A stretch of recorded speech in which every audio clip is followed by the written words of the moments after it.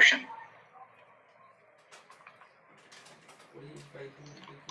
बहुत प्यारा प्रश्न है और काफी सारे विद्यार्थी जिस गलती की मैं आशंका कर रहा था उन्होंने वो की है।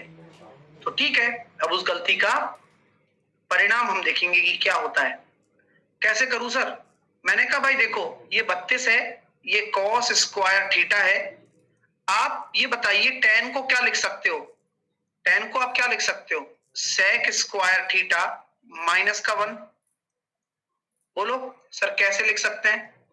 मैंने आपको बताया था ना कि 1 प्लस tan स्क्वायर थीटा बराबर क्या होता है? sec स्क्वायर थीटा होता है। तो tan स्क्वायर थीटा बराबर क्या हो जाएगा? sec स्क्वायर थीटा माइनस का 1। अगर यहां पर आपके सामने ये लिखा हुआ है 32 cos square theta plus 2 sec square theta minus का 2, आप लोगों को जानकर के काफी अच्छा लगने वाला है कि जब कभी भी ये a है, ये आपका b है, तो कभी भी ऐसा cos और sec का रिलेशन आ जाए तो आपकी मिनिमम वैल्यू क्या होती है? तो सर अगर हम मिनिमम वैल्यू बताएं तो वह होती है 2 रूट ए बी माइनस का 2। तो जब इसको आपने सॉल्व किया तो 2 रूट 64 माइनस का 2, तो 16 में से अगर 2 चले गए तो 14 आपकी क्या हो जाएगी? इस पूरे फंक्शन की मिनिमम वैल्यू हो जाएगी। तो यहां पर मैंने आपको ये पहले भी बता रखा है, कि इस तरह के क्वेश्चनों को ऐसे सॉल्व करना है आप लोगों को। तो उम्मीद करता हूं कि आप तैयार होंगे सब।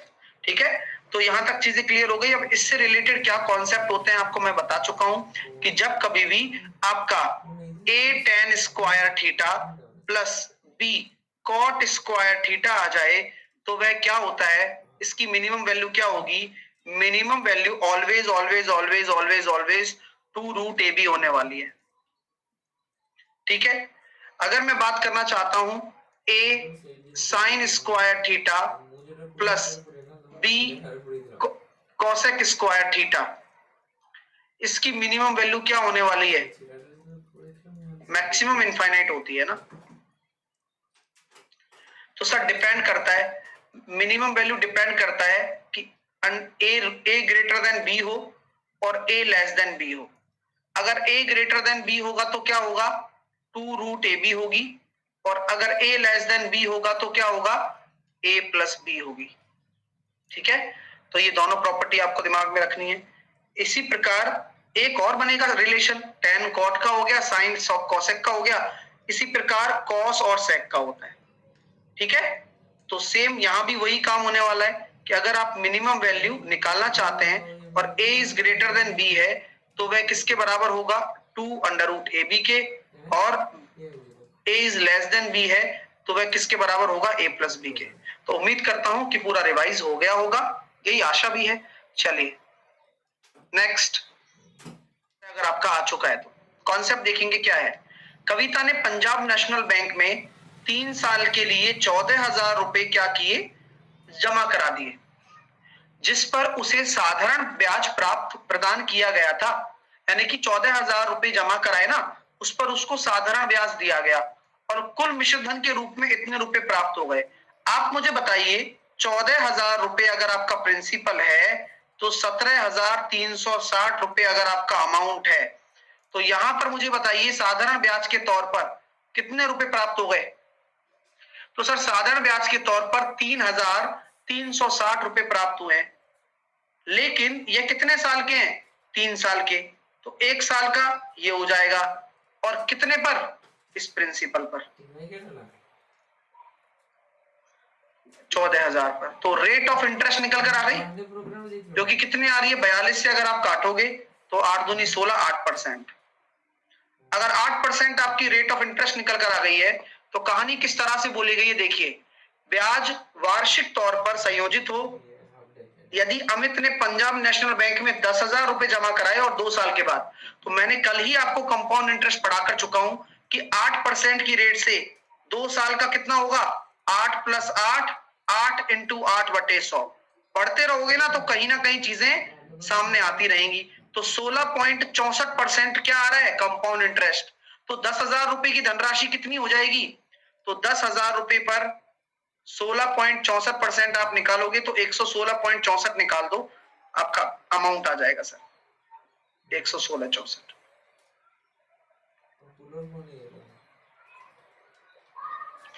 ठीक है। हाँ, एक बच्चा कह रहा है CI कहाँ लिखा है।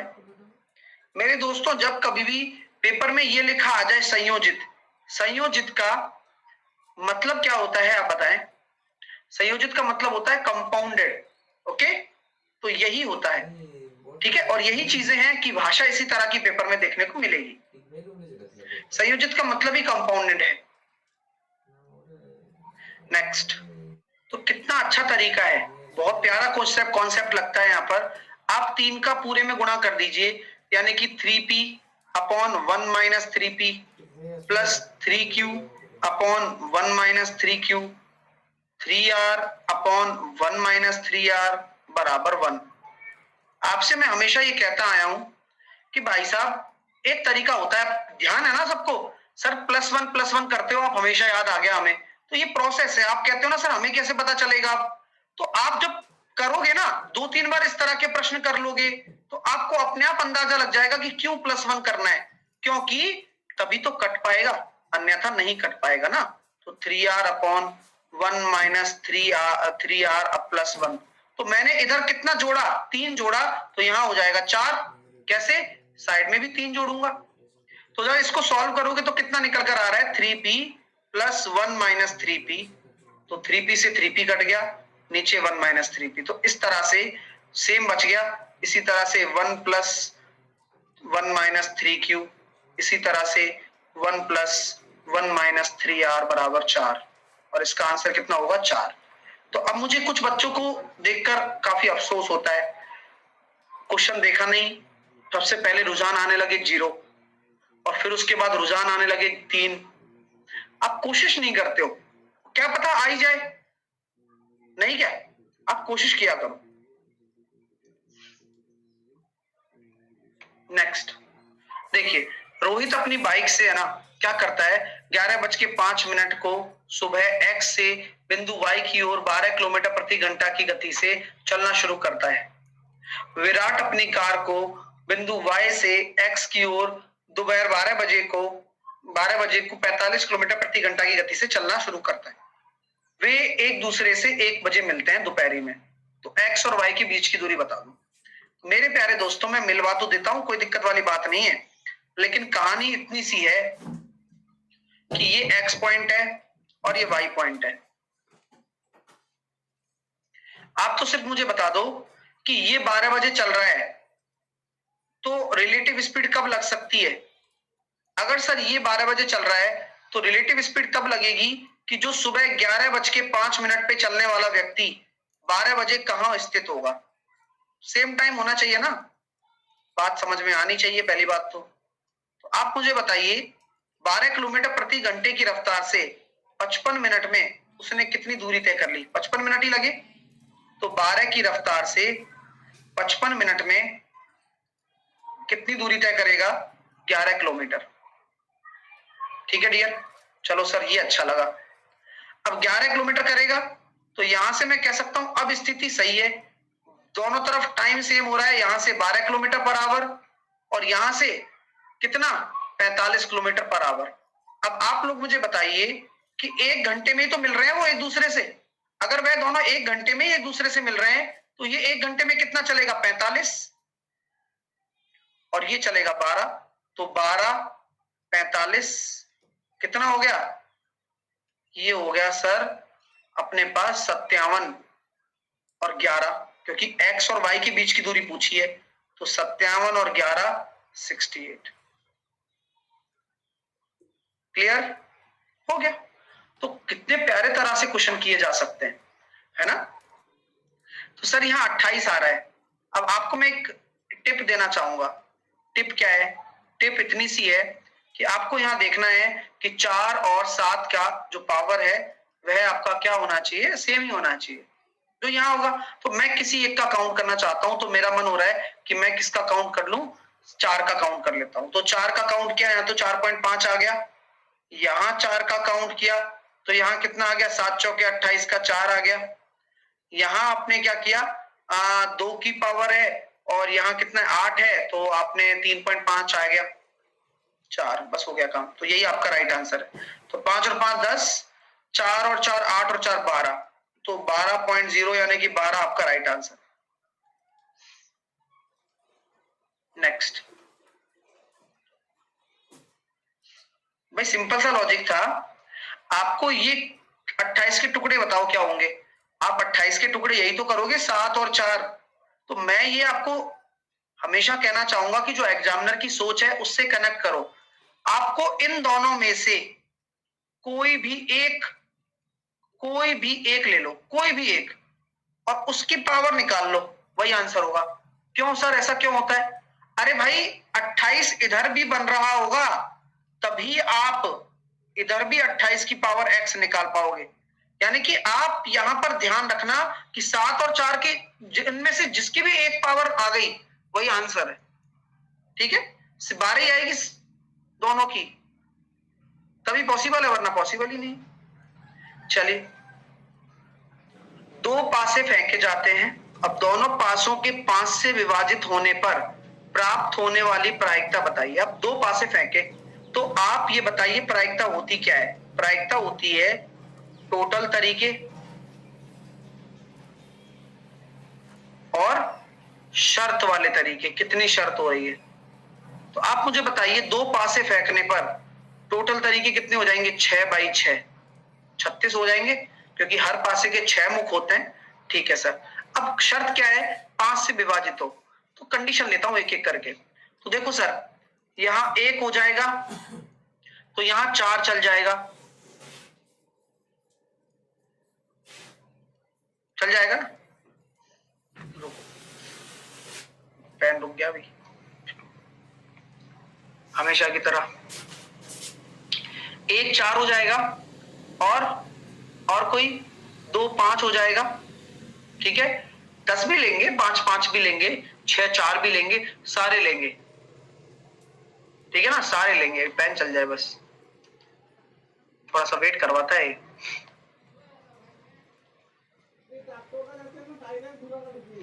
2 3 भी चलेगा, 3 2 भी चलेगा, सब चलेंगे। तो सारे पेयर लेने पड़ेंगे।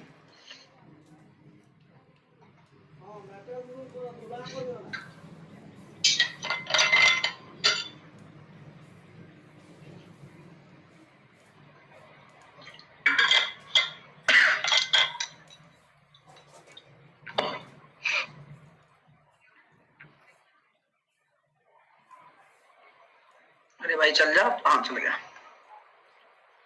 आइए, तो क्या कह सकते हैं सर, 1 4 हो गया। उसके बाद हम क्या कर सकते हैं? यहां पर रिपीटिंग पेयर अलाउ होंगे क्या?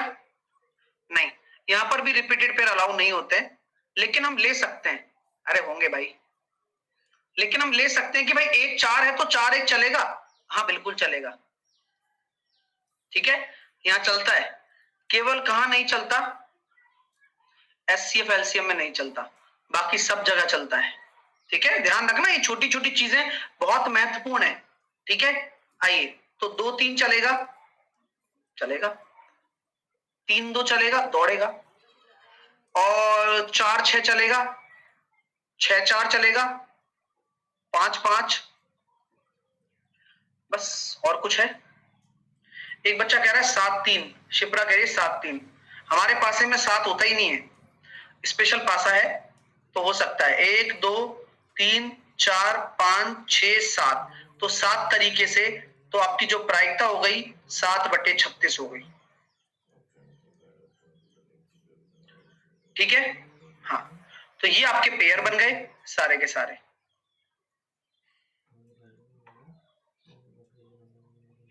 करिए, एक व्रत में जीवा mn है, यानी कि एक व्रत बनाया,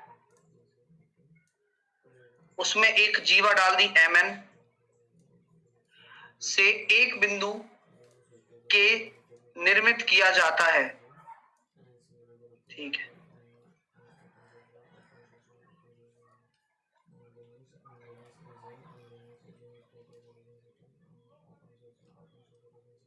ठीक है, और L व्रत में एक बिंदु इस प्रकार है जिससे कि KL व्रत की स्पर्श रेखा है। तो KL राहुल ये आ गया। लो,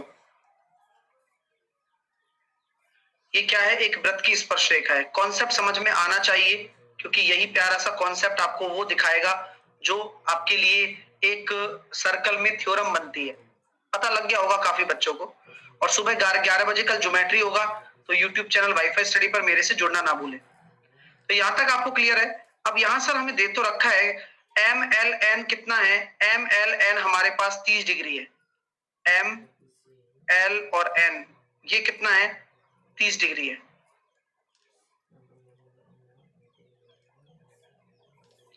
अगर सर ये 30 डिग्री हो गया, एन के ये आपका 27 है, एन के ये आपका 27 है, वृत्त की त्रिज्या आपकी 21 दे रखी है, यानी कि अगर हम मान लेते हैं कि ये आपका एक सेंटर है, ये मान लिया मैंने एक सेंटर है, सेंटर, तो इसकी त्रिज्या आपको दे दी 21। तो के एल की लंबाई बताइए भाई। 5 5 2 बार क्यों लिया, 5 पर 2 बार ले लिया क्या मैंने? 5 पर 2 बार किधर है भाई? कहां प्रॉब्लम आ रही है तो बताओ।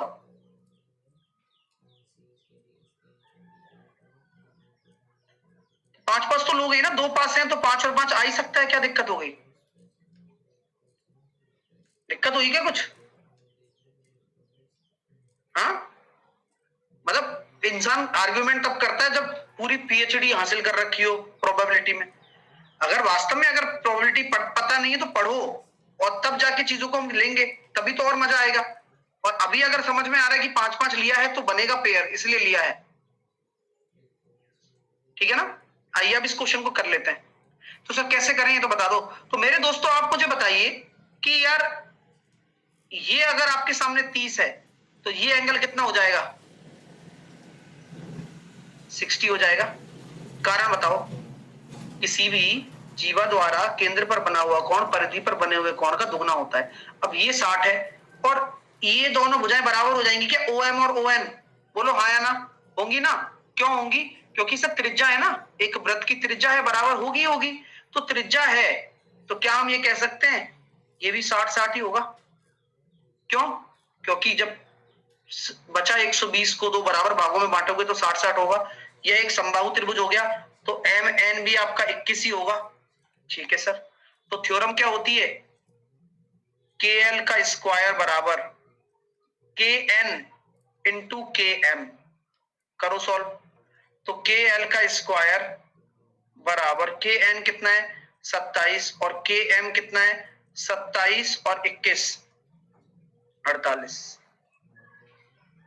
तो सॉल्व करने पर कितना निकल कर आ रहा है? अगर मैं इसमें से 3 इधर दे देता हूं या फिर इसमें से 3 इधर दे देता हूं तो 9 बच जाएगा, और यहाँ पर आपके सामने कितना बचेगा 9 और 48 इंटू 3 हो जाएगा 144।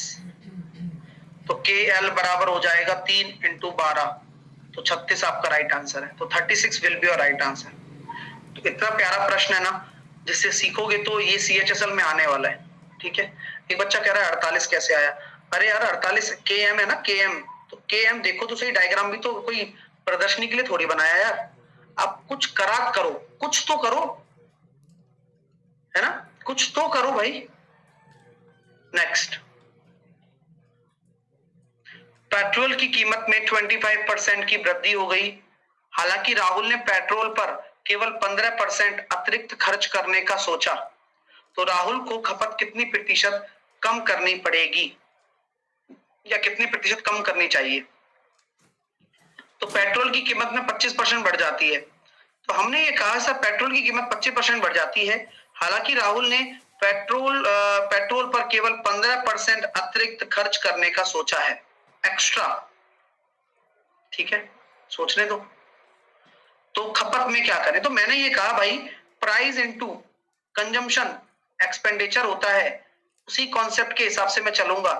प्राइस 25% बढ़ाने का मतलब 4 से 5, कंजम्पशन x से y मान लिया, लाइन ऑफ कंक्लूजन के नीचे कितना आ रहा है 15% का अतिरिक्त खर्चा सोचा, यानी कि 20 से 23। सॉल्व किया तो यहां हम देख रहे हैं 20 पंजे 100 और 23 चौके 92। तो x से y कितना हो गया 100 से 92, तो कितने की कमी आ गई 8% की। डायरेक्टली कर सकते हो, 100 इसलिए बनाते हैं हम लोग। नेक्स्ट, देखिए बोला जा रहा है डियर, इस क्वाड्रेटिक इक्वेशन के मूल समान है। मूल समान होते हैं तो क्या होता है सर? मूल समान होते हैं तो आपने बताया था कि अगर कोई भी क्वाड्रेटिक इक्वेशन इक्वल रूट्स रखता है तो इसका मतलब है d is equal to 0। d की वैल्यू क्या होती है? b स्क्वायर माइनस का 4ac इज इक्वल टू 0। तो चलो सर सॉल्व करते हैं, देखिएगा। तो हम ये कह सकते हैं कि 2 प्लस यू का होल स्क्वायर माइनस 4, a की वैल्यू 1, c की वैल्यू u स्क्वायर बराबर 0। हमने यही किया जो करना था हमें। सॉल्व करेंगे। अगर मैं इसको पूरे को सॉल्व करता हूं तो 2 को मैंने यहां रखा, 4 plus you square plus 4u minus 4u square बराबर 0। 8 प्लस 2u स्क्वायर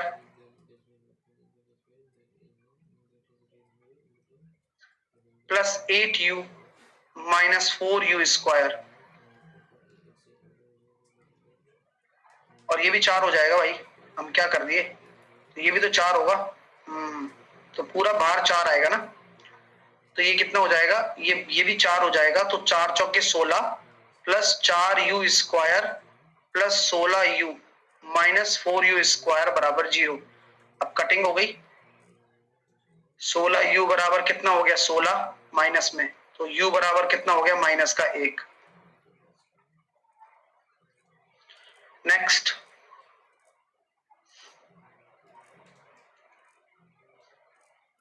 आइए, 12 पुरुष या मतलब होता है इक्वल, 15 महिलाएं या 18 लड़के 15 दिनों में 8 घंटे काम करके कार्य समाप्त करते हैं, तो 5 महिलाएं 6 लड़कों के साथ कितने पुरुष कार्य करें, कार्य में लगाए जाएं ताकि उसी कार्य को 16 दिनों में 9 घंटे कार्य करके समाप्त किया जा सके। ठीक है, करते हैं सॉल्व। तो मैंने ये बोला 12 पुरुष हैं, ठीक है, 15 महिलाएं हैं, ठीक है, और 18 लड़के हैं, ये भी ठीक है। बराबर या बोला जा रहा है तो बराबर है, लेकिन आपको पता है कि ये भी 15 दिन ले रहा है और ये भी 8 दिन लगा रहे हैं, सब में 15 और 8 आएगा। हालांकि इसका कोई काम नहीं है, लेकिन टोटल वर्क निकालने के लिए हमारा यूज भी तो है, लिख लेते हैं, कोई दिक्कत नहीं है। लेकिन अगर हम इसको एक्चुअल एफिशिएंसी का रेशियो निकालना चाहते हैं तो क्या होगा, 3 से काटेंगे, 3 चौके 12, 3 पंजे 15 और 3 छिंग 18। तो यहां पर हमारे पास आ गया 24 पंजे 120। तो एफिशिएंसी अगर निकालेंगे तो कितना निकल कर आई है, तो यहाँ 60 ले सकते हैं, और यहाँ हो गया 15, एलसीएम लेने पर 60, 15 और ये हो जाएगा 12 और ये हो जाएगा 10। तो 15, 12, 10 क्या हो गया, एम, डब्ल्यू और बी की एफिशिएंसी निकल कर आ गई। क्लियर है, समझ में आ गई बात? चलो, अब मैं आपसे बात कहता हूं कि 5 महिलाएं और 6 लड़के एक साथ कितने पुरुषों को लगाया जाए ताकि उसी कार्य को 16 दिनों में 9 घंटे में कर सके। काम कितना है, काम ये है सर, काम ले लेते हैं। तो काम कितना है, 8 गुणा 15 गुणा 12 और एफिशिएंसी कितनी है, 15। तो एक कोई भी ले लो, चलिए। अब ये काम कौन कर रहा है, 5 महिलाएं, तो 5 महिलाओं की एफिशिएंसी कितनी है, तो 5 महिलाएं यानी कि 5 इंटू महिलाएं 12 पंजे 60, 6 लड़के यानी कि 60। Very good. और पुरुष कितने वो निकालने हैं, तो 15 इंटू एक्स कर लो, आप एक्स निकालने हैं आपको। और ये कितना समय लग रहे हैं, ये सर समय ले रहे हैं 16 दिनों में और 9 घंटों में। तो 16/9 का पहले भाग दे दो, लास्ट में एफिशिएंसी का दे लेना, क्या दिक्कत है। 8 से काट दिया 2 बार, 3 से काट दिया 5 बार, 3 से काट दिया 5 बार और 2 से काट दिया 6 बार। तो 6 पंजे 30 और 30 पंजे 150। तो 150 बराबर 60 प्लस 60 120 प्लस 15x। तो 30 बराबर 15x, x बराबर 2। तो कितने आदमी की आवश्यकता है, 2 आदमी की। बहुत ही प्यारा प्रश्न है और इंटरेस्टिंग है। हाँ, मैं कुछ बच्चे टाइम टेकिंग है, लेंदी है। भाई तुम्हें सिलेक्शन लेना भी है, नहीं लेना है, या तुम एहसान करने जाओगे पेपर वाले के पास? हैं? सीख लो रे, नखरे ऐसे करते हो जैसे कोई मतलब क्या हो तुम, सीखने के लिए आप आए हो, है ना? कुछ लोग तो एहसान करते हैं भाई, क्लास लेके एहसान करते हैं, क्वेश्चन पेपर देके एहसान करते हैं कि पेपर देने जा रहे हैं, रेलवे भी क्या याद रखेगा या एसएससी भी क्या याद रखेगा। सीखने आए हो, सीखो, है ना? ऐसे काम नहीं चलेगा, अरे लेंदी है, बड़ा है, छोटा है, शॉर्ट ट्रिक, पॉट ट्रिक निकल लेते हो, फिर पहले ही टीयर 1 में ही निकाल देते हैं वो। फिर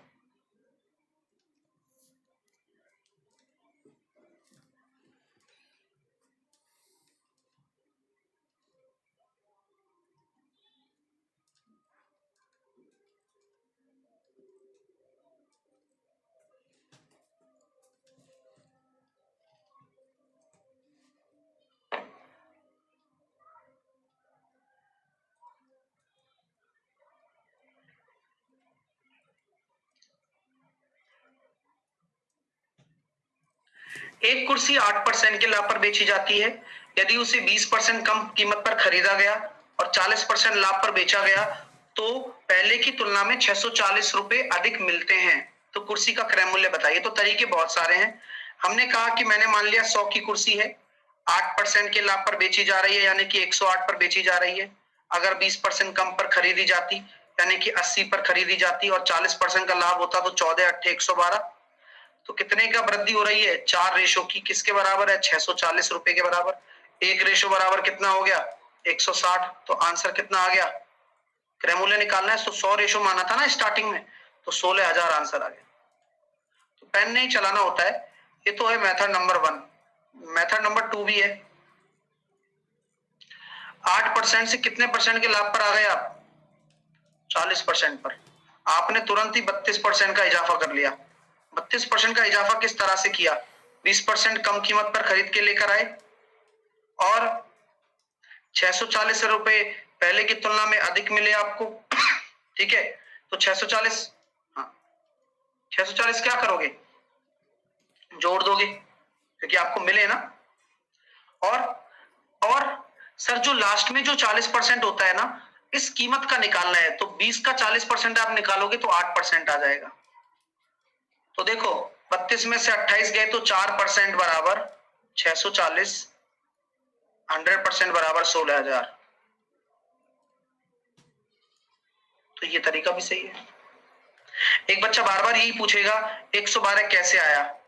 डियर, तुम भी मौजूद हो, हम भी मौजूद हैं, कई बार ये चीज करवाई है कि आप फिर समझ नहीं रहे हो, आप बस चले जा रहे हो कि 112 कैसे आया। क्वेश्चन को पढ़ो कि 20% कम कीमत पर खरीदा गया और 40% का लाभ हुआ। तो 20% कम कीमत करते हैं, हर चीज का प्रोसीजर होता है। इसके बाद मैंने ये लिख दिया था क्या? क्या 100 के बाद ये लिखा था क्या मैंने? नहीं, मैंने पहले कीमत को कम किया क्वेश्चन को पढ़कर, फिर मैंने 40% का लाभ किया और 80 पर अगर 40% का लाभ निकालोगे तो 140/100 करोगे तो 14 8 112 होता है। ये सीखना पड़ेगा, आज नहीं तो कल, कल नहीं तो कभी। आगे चलते हैं। 40% पी यानी कि 40% लिखा दिया, पी लगा दिया। 20% क्यू और 25% आर। ठीक है, मानते हैं भैया कुछ ना कुछ। तो मैंने परसेंटेज तो उड़ा ही दिया सब, 5 से भी काट दिया। 5 8 40, 5 चौके 20, 5 25 बराबर मान लिया के। तो P बराबर कितना हो गया? K/8। Q बराबर कितना हो गया? K/4। R बराबर कितना हो गया? K/5। आपको 1/P निकालना है तो 8 ऊपर आ जाएगा, 4 ऊपर आ जाएगा और 5 ऊपर आ जाएगा। नीचे K से K कट जाएगा, कोई दिक्कत नहीं है। 8 4 5 आंसर आ गया। नेक्स्ट। सर गामा को कुछ मान लो। तो गामा को मैंने मान लिया 45। तो 2a बराबर हमने क्या कर दिया? 1/√2। तो √2 आ गया ऊपर और a की वैल्यू कितनी आ गई? 1/√2। और इसी तरह से हमने देखा 2/b। तो ये कितना है? 1। तो b की वैल्यू आ गई 2। सॉल्व करता हूं तो देखो कितना आ रहा है सर, 4 1/√2 का whole square minus b square यानी कि 4, तो 16 इंटू 1/2 माइनस का 4, 8 में से 4 गए तो 4, तो ऑप्शन नंबर ए आपका राइट आंसर आ जाएगा। ठीक है, नेक्स्ट। आपको लगता है सर 45 क्यों माना, कुछ और मान के बताओ। तो गामा बराबर 60 डिग्री मान लो, उससे क्या होगा देखते हैं। 2a बराबर कितना हो गया, 2 हो गया, a बराबर कितना आ गया 1, 2/b बराबर tan 60 की वैल्यू कितनी होती है 1/√3 हो गई, तो b बराबर कितना आ गया 2√3। अगर a की वैल्यू हम रखते हैं तो 16 माइनस 12, फिर भी 4 आ रहा है।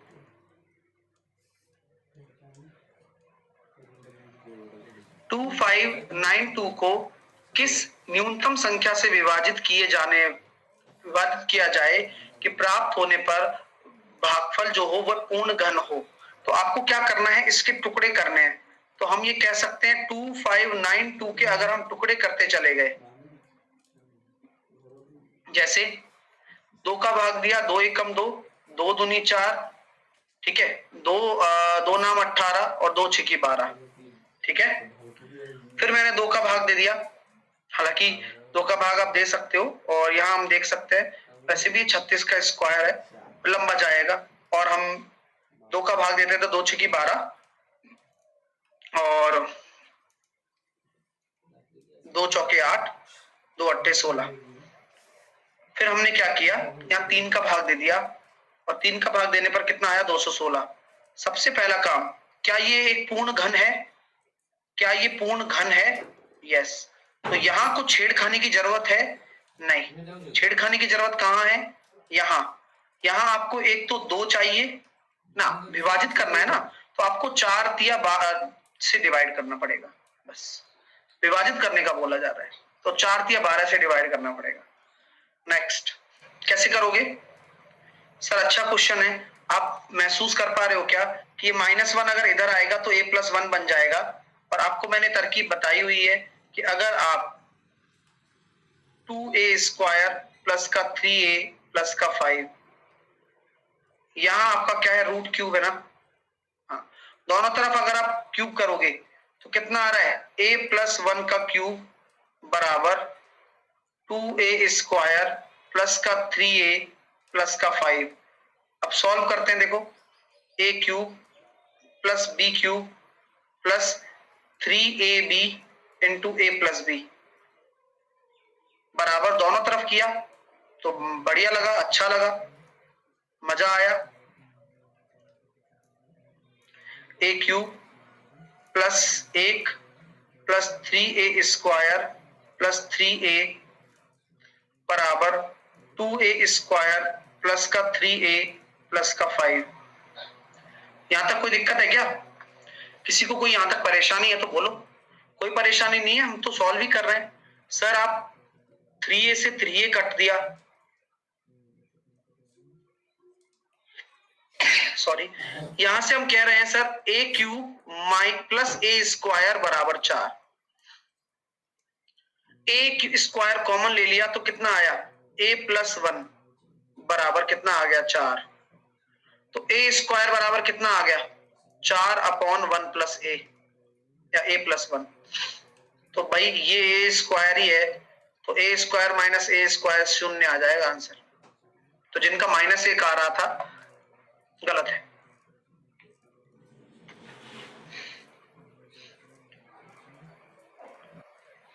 अच्छा क्वेश्चन है, हालांकि कल हम इसको पूरा एक्सप्लेन करेंगे, सुबह 11 बजे ज्योमेट्री होगा, आप सभी का स्वागत है। बोला गया है कि एबीसी आपका एक ट्रायंगल है, और हमने क्या किया, एक भुजा को डी तक बढ़ा दिया। अब ऐसा करने के बाद तो ए बी को आपने बढ़ा दिया, ए बी सी है, और ए बी को आपने डी तक बढ़ाया है। आपसे बोला गया है सी ए बी और सी बी डी, यानी कि सी ए बी इसका कौन समद्विभाजक, यानी कि किसी भी ट्राइंगल में आपका इंटरनल एंगल और एक्सटर्नल एंगल, 2 एंगल हैं, उनका बाइसेक्टर अगर कहीं मिलता है तो ये बोला गया है CAB आपका 72 है, CBD आपका 138 है, तो BPA क्या होगा, यानी कि यहाँ P पर मिलता है, ये BPA क्या होगा ये बोला गया है। तो मैं 2 सेकंड में निकाल सकता हूं, आप भी थोड़ा समझें, दिमाग लगाएं कि भाई साहब देखो ये वाला पूरा कोण आपका दे रखा है 72, पूरा वाला एंगल, और CBD ये आपका दे रखा है कितना, पूरा 138, तो ये कितना होगा 66, तो इसका आधा ही तो होता है, यही प्रॉपर्टी है, सॉरी, ठीक है। चलिए बिना प्रॉपर्टी के भी कर सकते हो, ऐसा नहीं कि यही प्रॉपर्टी लगानी है, नहीं भी पता है तो भी हो जाएगा, कौन सी इसमें कोई रॉकेट साइंस थोड़ी है, प्रॉपर्टी बनती तो है लेकिन प्रूफ तो तरीके से ही होती है, तो वो तरीका भी बता देता हूं, ठीक है सर। कैसे, अगर ये 138 है तो ये एंगल बाइसेक्टर है, तो ये वाला एंगल कितना हो जाएगा डियर, ये वाला 69, और ये बाह्य कोण अगर पूरा 138 था तो ये वाला एंगल कितना हो जाएगा, 180 में से घटा दो 42, तो क्या ये पूरा एंगल आ गया आपके पास, ये पूरा एंगल यहां से यहां तक का 42 प्लस 69, और ये आपका एंगल कितना है 36, तो ये निकल कर आ जाएगा 33। तो तरीके हजार है लेकिन लगाने वाला होना चाहिए, ठीक है। तो 111 और 36 तो ये हो गया, और 33 वो हो गया। चलिए, एक टंकी में छेद होने के कारण 8 घंटे में खाली हो जाती है, यानी कि टंकी में छेद है और 8 घंटे में खाली हो रही है। एक नल जो 8 लीटर प्रति मिनट की दर से टंकी भरता है को खोला जाता है और अब टंकी 12 घंटे में खाली हो जाती है। तो एक टंकी में जो होल है वो 8 घंटे में टंकी को खाली कर देता है, अब टंकी 12 घंटे में खाली हो जाती है। एक नल जो 8 लीटर से भर रहा है और खोला जाता है, अब टंकी 12 घंटे में, यानी कि एक नल है और होल भी है, अब 12 घंटे में खाली हो रही है। लेकिन देखते हैं एलसीएम 24 आ गया, इसकी एफिशिएंसी माइनस का 3 क्योंकि खाली कर रहा है और यहां भी खाली हो रहा है। आप मुझे बताइए अगर ये होल माइनस का 3 है तो ये टंकी किस रेट से भर रही होगी, कि माइनस का 3 तो ये है और यहां माइनस का 2 आ रहा है, तो सर ये प्लस का 1 एक्चुअल में किसके बराबर है, 8 लीटर पर मिनट। तो 1 रेशो बराबर 8 लीटर पर मिनट, यानी कि 1 घंटे में कितना 480 लीटर,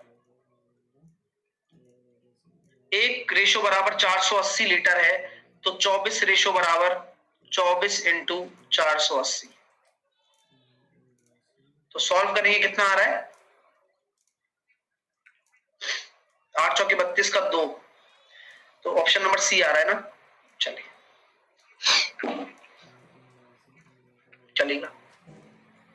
एक आयताकार एल्यूमिनियम शीट की लंबाई और चौड़ाई दे रखी है, जिसे उसकी लंबाई से इस तरह मोड़ा जाता है कि बेलनाकार आकार ले ले, तो उस बेलन का आयतन बताइए।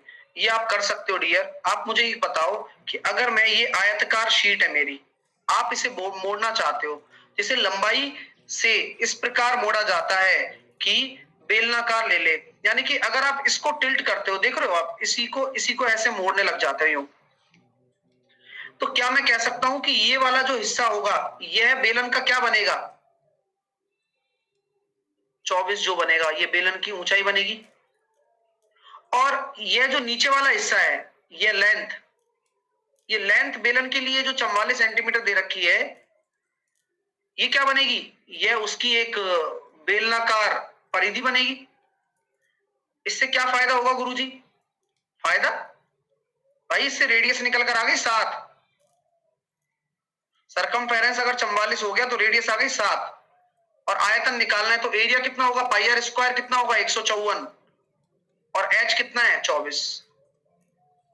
तो इकाई अंक 6 वाला आंसर है, यानी कि ये नहीं होगा केवल, बाकी चेक करो। ऑप्शन नंबर डी आ रहा है, दोस्तों ने कहा तो मान लिया, दोस्तों के लिए सब हाजिर। चलिए अगला प्रश्न, चार विभिन्न धनात्मक संख्याएं आरोही क्रम में लिखी हैं, ठीक है। चारों संख्याओं के औसत का 1/3 इन संख्याओं में सबसे बड़ी संख्या से 19 कम है। यदि पहली 3 संख्याओं का औसत 12 है, तब दी गई संख्याओं में सबसे बड़ी संख्या क्या होगी? चलिए सॉल्व करते हैं, काफी अच्छा क्वेश्चन है।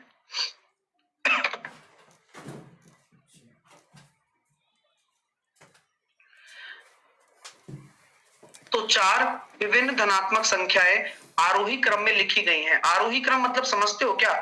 अगर मैंने ये A, B, C, D ऐसे लिख दी तो A सबसे छोटी होगी और D सबसे बड़ी होगी।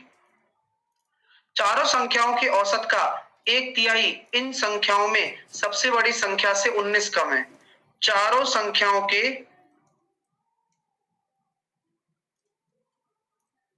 औसत का 1/3 चारों संख्याओं के औसत का 1/3 इन संख्याओं में सबसे बड़ी संख्या से 19 कम है। इक्वेशन महसूस कर पा रहे हो? करना पड़ेगा यार, आपको इतने अच्छे अच्छे क्वेश्चन करा रहा हूं, आपको दिमाग चलेगा आपका। पहली 3 संख्याओं का औसत 12 है, तो क्या मैं कह सकता हूं सर, खुशी की बात यह है कि पहली 3 संख्याओं का योग भी निकल कर आ गया 36। वेरी गुड सर, बहुत अच्छे, आप कर सकते हो सॉल्व। हाँ, 36 प्लस डी बराबर 12 को डी से गुणा कर दिया और 19 इंटू 12 कितना हो गया, वो आप कर लेना है ना। मैं तो बस ये कह रहा हूं कि 11D बराबर 36 प्लस 19 इंटू 12 हो गया 228, और 228 और 36 अगर हम करेंगे तो ये निकल कर कितना आ जाएगा हमारे पास 264, और 11 से अगर काटेंगे तो 11 दूनी 22 और 11 चौके 44, यही डी आ गया जो कि सबसे बड़ी संख्या है। अच्छा लगा? अपने आप रास्ते खुलते जाते हैं ना जब आप क्वेश्चन करते हो। जब हम क्वेश्चन पढ़ते हैं तो बहुत अजीब लगता है यार, कैसे होगा, लेकिन गणित इतनी प्यारी विषय है, हम करते जाएं और गलत ना करें, लेकिन जैसा वो कह रहा है वैसा करो, अपने आप रास्ते खुलते चले जाएंगे। कुछ भी जरूरत होगी वो मिल जाएगा कहीं ना कहीं। चलिए कैसे सॉल्व करेंगे इसको? तो सॉल्व करेंगे 3 दूनी 6 और 7/3, तो ये 3/7 हो गया। 7 7 एकम 7 और 10/7, तो ये 7/10 हो गया। तो क्या कहा गया है, x प्लस 7/10 बराबर 2। तो x बराबर कितना आ जाएगा, 2 माइनस 7/10, तो ये हो गया 13/10। तो 13/10 ये हो गया, तो 13 इधर रखेंगे, 10 ऊपर रखेंगे तो 20/13 आंसर आएगा। 2/x निकालना था। नेक्स्ट को भी जामा पहना दीजिए। एक अध्यक्ष का चुनाव करने के लिए एक सोसाइटी में चुनाव आयोजित किया गया। केवल 2 उम्मीदवार ए बी थे। उम्मीदवार बी ने उम्मीदवार ए को, क्वेश्चन में मिसिंग लग रहा है ना कुछ?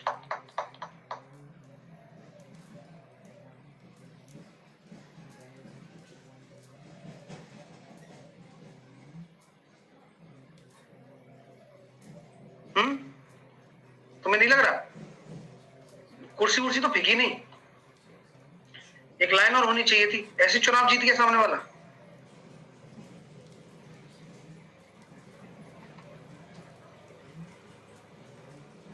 चलिए, एक चुनाव में चुनाव करने के लिए एक सोसाइटी चुनाव आयोजित किया गया। केवल 2 उम्मीदवार ए और बी थे, और उम्मीदवार बी ने ए से 25% कम वोट प्राप्त किए। तो मैं ये कहना चाहता हूं कि ए से 25% कम वोट प्राप्त किए, ठीक है। वोट ना देने वाले सदस्यों की संख्या उम्मीदवार बी को वोट देने वाले सदस्यों की संख्या के समान थी। यदि सोसाइटी में 2000 सदस्य थे तो ए को कितने वोट मिले? तो मैं ये कहना चाहता हूं डियर कि क्वेश्चन में कुछ भी नहीं है सिवाय थोड़ा सा, अच्छा क्वेश्चन है, थोड़ा सा ट्रिकी है। तो सर करूं कैसे, ये बता दीजिए। तो करने का जुगाड़ यही है कि अगर आप मानते हो कि ए को x वोट मिले तो बी भाई साहब को कितने वोट मिलेंगे, ये बताओ। तो अगर हम कहते हैं सर ए को x वोट मिलते हैं तो बी भाई साहब को कितने वोट मिलेंगे? 25% कम मिलेंगे। यानी कि अगर मैं इसको 100x मान लेता हूं तो उसको 75x वोट मिलेंगे। एम आई राइट? यस।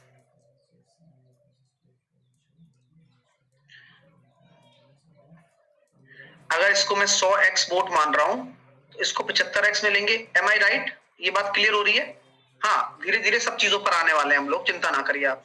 अब बोला गया है कि वोट ना देने वाले सदस्यों की संख्या उम्मीदवार बी द्वारा वोट देने वाले वोट प्राप्त वोटों की संख्या के समान थी। तो यहां ये कॉन्सेप्ट सबसे बड़ी चीज है, सबसे बड़ा जो तत्व है ना इस क्वेश्चन का, वह सबसे बड़ा तत्व इस लाइन में है, ये वाला। और यही अगर आप समझ गए तो शायद ये क्वेश्चन आपका बन जाए, अन्यथा कुछ नहीं बनेगा। तो आराम से रहिए थोड़ा सा। अरे 4-3 मान लो यार, कोई फर्क नहीं पड़ता है, आप मैच्योर बनिए थोड़ा सा। 100 और 75 मान लिया ना कोई पाप होगा, 4-3 मान लो कोई पाप नहीं होगा। ये रेशो है, आप जो मर्जी है वो मानिए, समझ रहे हो मेरी बात, लेकिन एंजॉय करिए क्वेश्चन को, ठीक है। तो यहां एक चीज बोली गई है, जो व्यक्ति जिन्होंने वोट नहीं दिया, जो व्यक्ति वोट नहीं डाले, वोट नहीं डाले वह किसके बराबर है? बी को प्राप्त वोट के, बी को प्राप्त वोट, बी को प्राप्त वोट के बराबर है, यानी कि 75x ऐसे लोग हैं जिन्होंने वोट ही नहीं डाले हैं। बोले गुरुजी बात तो उचित है, तो टोटल वोट कितने हो गए? इनको इतना मिला, इनको मिला इतना, और नहीं डाले कितने हैं? 75 खुद। नहीं डाले गए तो ये हो गए, नहीं डाले गए ये हो गए, और ये किसके बराबर हो जाएगा? 2000। कितना मजा आता है ना, इस तरीके से समझो ना यार, इतनी हबड़ तबड़ करने की क्या जरूरत है। यहां से भी वही बात निकल रही है, बस तुम्हारे जीरो का फर्क पड़ जाता है, हमारे जीरो कट जाता है, x बराबर आ गया हमारे पास कितना? 8। अब a को कितने वोट मिले? 800। सॉरी, a कितने वोटों से जीता? 25x, 25x से तो जीता है, तो 25 अट्ठे 200, तो आंसर कितना आएगा? 200। लेकिन a को मिले कितने थे? 800, और b को 600। वैसे भी निकाल सकते हो और डायरेक्ट भी निकाल सकते हो। फिनिश। ऐसे होते हैं क्वेश्चन। अगला क्वेश्चन करिए। एक बच्चा कह रहा है क्वेश्चन रॉन्ग है। हाँ, जब किसी बच्चे के समझ में नहीं आता है, चाहे कितनी भी प्यार से समझा लो, जब उसने क्वेश्चन को पहली बार पढ़ा तो अभी उसने सोच लिया था। कुर्सियां भी नहीं फीकी इसमें और चुनाव इतनी आसानी से हो गया।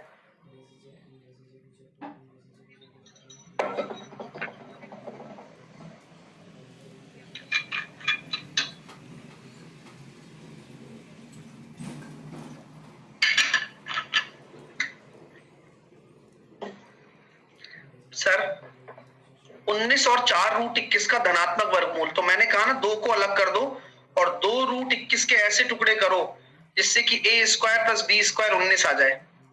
तो सर ये देखो, इसके टुकड़े करने भैया। तो आपने देखा 2 तो अलग है, रूट 7 एक तरफ और √3 एक तरफ। मेरे दोस्तों 7 और 4 13 और 3, 7 और 4 13 हो गया ना, ये बन गया देखो 2√3 और √7। कैसे सर? ये 12 हो गया और ये 7 हो गया, तो 19 चाहिए हमें, हो गया सॉल्व। तो 2√3 और 7 आ गया, डी। ठीक है, तो यहां होती है समाप्ति इस सेशन की।